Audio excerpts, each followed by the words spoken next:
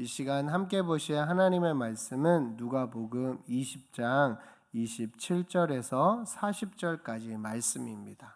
누가복음 20장 27절에서 40절까지 말씀입니다. 부활이 없다고 주장하는 사두개인 중 어떤 이들이 와서 물어 이르되 선생님이여 모세가 우리에게 써주기를 만일 어떤 사람의 형이 아내를 두고 자식이 없이 죽으면 그 동생이 그 아내를 취하여 형을 위하여 상속자를 세울지니라 하였나이다. 그런데 7형제가 있었는데 마지가 아내를 취하였다가 자식이 없이 죽고 그 둘째와 셋째가 그를 취하고 7이 다 그와 같이 자식이 없이 죽고 그 후에 여자도 죽었나이다. 7이 다 그를 아내로 취하였으니 부활 때에 그 중에 누구의 아내가 되리이까? 예수께서 이르시되 이 세상의 자녀들은 장가도 가고 시집도 가되 저 세상과 및 죽은 자 가운데서 부활함을 얻기에 합당히 여김을 받은 자들은 장가가고 시집가는 일이 없으며 그들은 다시 죽을 수도 없나니 이는 천사와 동등이요 부활의 자녀로서 하나님의 자녀임이라.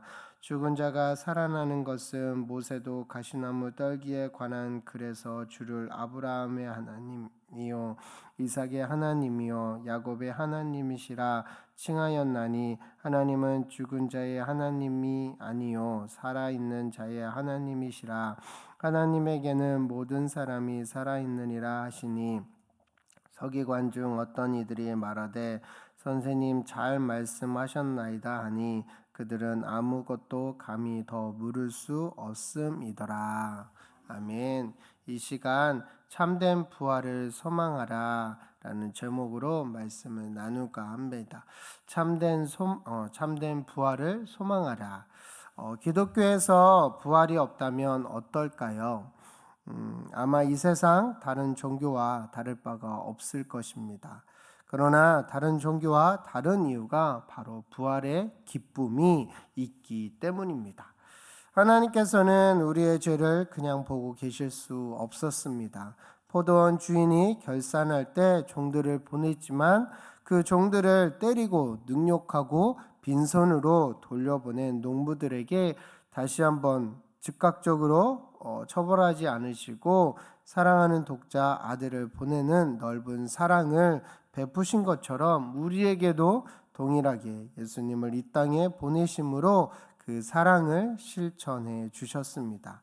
예수님은 이 땅에서 하나님의 뜻을 이루기 위해 우리 죄를 위해 십자가를 지시기 위해 그 길을 걸어가셨습니다. 그런데 그 길은 순탄한 길이 아니었습니다. 기득권을 빼앗기지 않으려는 사람들이 어떻게 해서든 예수님을 잡으려고 하물며 죽이려고 하는 올무를 계속해서 던졌습니다. 함께 읽은 본문 말씀에도 부활을 믿지 않는 사두개인 중 어떤 사람들이 찾아와서 예수님께 질문을 합니다. 28절에서 33절에 보면 물어 이르되 선생님이여 모세가 우리에게 써주기를 만일 어떤 사람의 형이 아내를 두고 자식이 없이 죽으면 그 동생이 그 아내를 취하여 형을 위하여 상속자를 세울지니라 하였나이다. 그런데 7형제가 있었는데 마지가 아내를 취하였다가 자식이 없이 죽고 그 둘째와 셋째가 그를 취하고 7이 다 그와 같이 자식이 없이 죽고 그 후에 여자도 죽었나이다. 7이 다 그를 아내로 취하였으니 부활 때 그 중에 누구의 아내가 되리이까? 부활을 믿지 않는 서기관 중 한 사람이 모세오경의 내용을 들어 예수님께 꼬투리를 잡으려고 질문을 하였던 것입니다. 이는 부단히 의도적인 질문입니다. 정말 부활이 있다면 이렇게 우스꽝스러운 일이 펼쳐질 것이 아니냐라는 것입니다. 한 여자와 7 아들이 부활하여 만나면 그 여인이 누구의 아내가 되겠냐라는 질문입니다. 궁금해서 묻는 것이 아니었습니다. 이렇게 황당하고 어이없는 문제가 생기는데도 부활이 있다라고 믿는 것이 합당하냐고 따지는 것입니다. 이는 믿음과 현실 속에서 현실을 따지기 위해 믿음을 버리는 사람들이 모두 사두개인과 같은 질문들을 합니다. 이와 같은 현실이 있는데 그것을 믿는 것이 합당하냐? 이것이 우리가 마주한 사실인데 이것을 여기서 그것을 믿을 수 있겠느냐? 우리가 믿는 진리보다 현실이 말하는 것이 더 참이라고 말하며 하나님이 성경을 통해 말씀하신 것이 현실과 너무 차이가 난다는 거 아니냐? 그러니 믿음의 근거인 말씀이 거짓이다라는 것입니다. 이런 생각은 에덴 동산에서 사탄이 첫 아담에게 한 말이며 동시에 예수님께 했던 말이기도 합니다. 정말 하나님이 그렇게 말씀하시더냐? 그 시험을 3번이나 말씀과 말씀에 대한 믿음으로 이겨내신 예수님은 그들의 질문에 어떻게 대답하실까요? 34절에서 36절입니다. 예수님께서 이르시되 이 세상의 자녀들은 장가도 가고 시집도 가되 저 세상과 및 죽음 자 가운데서 부활함을 얻기에 합당히 여김을 받은 자들은 장가가고 시집가는 일이 없으며 그들은 다시 죽을 수도 없나니 이는 천사와 동등이요 부활의 자녀로서 하나님의 자녀임이라. 예수님은 이 세상과 저 세상은 차원이 다르다라고 말씀하셨습니다. 이 세상은 생육하고 번성하라는 명령에 따라 장가도 가고 시집도 가고 아이도 낳지만 저 세상은 그런 일이 없다라고, 이 세상은 죄의 대가로 죽음을 맞이하지만 저 세상은 죽지 아니한다고, 하나님의 능력이 이 세상에 죽은 자들을 부활시키고 천사들처럼 완전히 새롭게 된 존재로 하나님의 영광을 높이며 살아가는 존재인 하나님의 자녀로 살게 된다라는 것입니다. 부활 후 저 세상에서 우리는 누군가의 남편이나 아내로 있는 것이 아니라 그리스도의 신부이고, 우리는 누군가의 아버지와 어머니가 아니라 하나님의 자녀이며 늙지도 않고 썩지도 않고 고통받지 않고 슬픔과 죽음, 불행과 죄가 전혀 없는 상태로 영원히 하나님을 높이며 빛나는 영광 속에서 살아가게 된다는 것입니다. 그러나 사두개인들은 이것을 단호히 오해했습니다. 그들 스스로 생각해낸 부활을 가정하고 그런 부활은 없다라고 딴지를 건 것입니다. 그런 사두개인들에게 예수님은 모세오경을 사용합니다. 37절입니다. 죽은 자가 살아나는 것은 모세도 가시나무 떨기에 관한 글에서 주를 아브라함의 하나님이요 이삭의 하나님이요 야곱의 하나님이시라 칭하였나니 라는 말씀을 인용하셨습니다. 이 말씀은 출애굽기 3장 6절 말씀에 떨기나무에서 여호와 하나님께서 모세를 처음 만났을 때 모세에게 자신을 소개하는 그런 멘트로 하나님께서 사용하셨던 말씀입니다. 우리가 돌아가신 할머니 할아버지를 가리켜서 참 좋은 할아버지셨다라고 과거형으로 말하지 않습니까? 하지만 아직 살아계시다면 참 좋은 할아버지시다라고 현재형으로 말합니다. 마찬가지로 하나님께서 모세에게 자기를 드러내실 때 이미 세상에 없는 아브라함, 이삭, 야곱을 언급할 때 나는 그들의 하나님이었다라고 표현해야 되는 건데, 하나님은 그렇게 하지 않으시고 나는 그들의 하나님이다라고 말씀하셨다는 것입니다.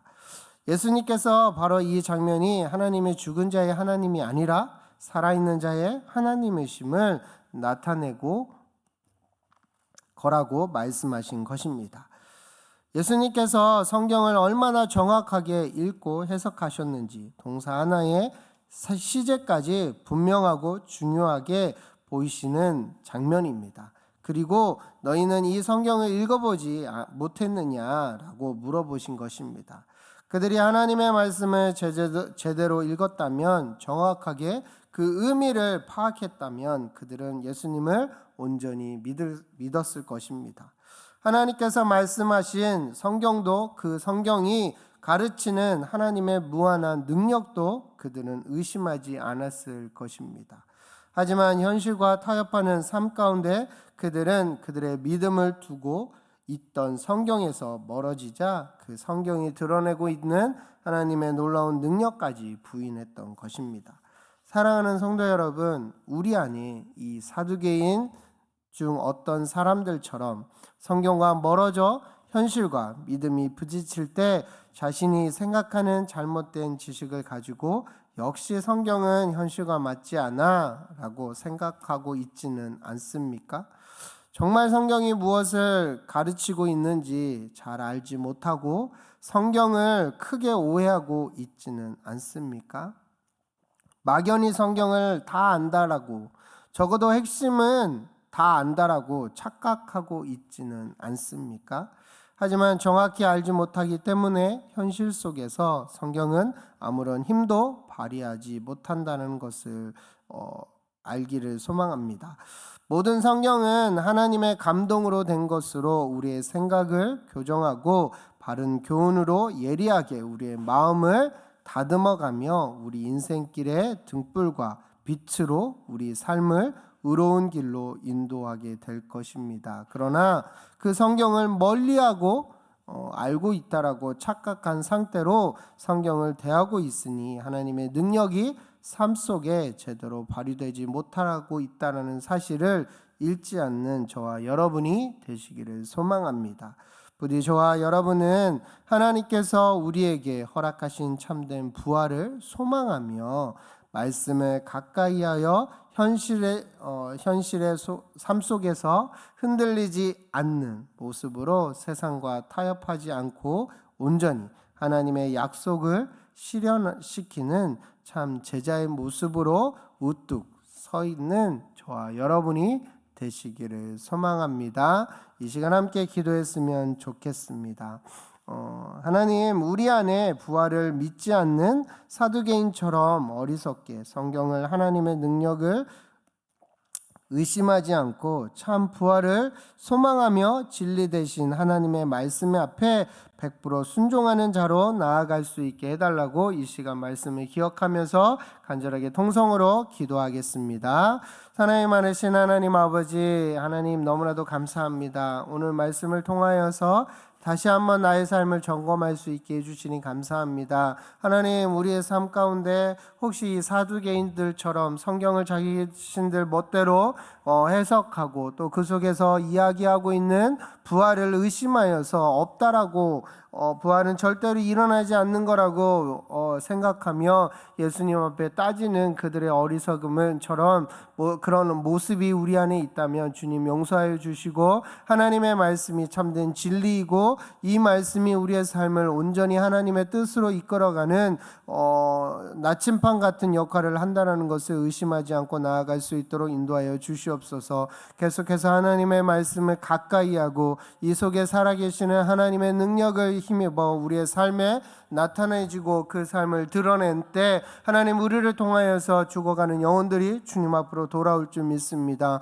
우리가 그렇게 살아갈 수 있도록 하나님 역사하여 주시고 정말 하나님께서 말씀하신 것처럼 참된 부활을 소망하며 그 속에서 살아갈 것을 꿈꾸며 이 세상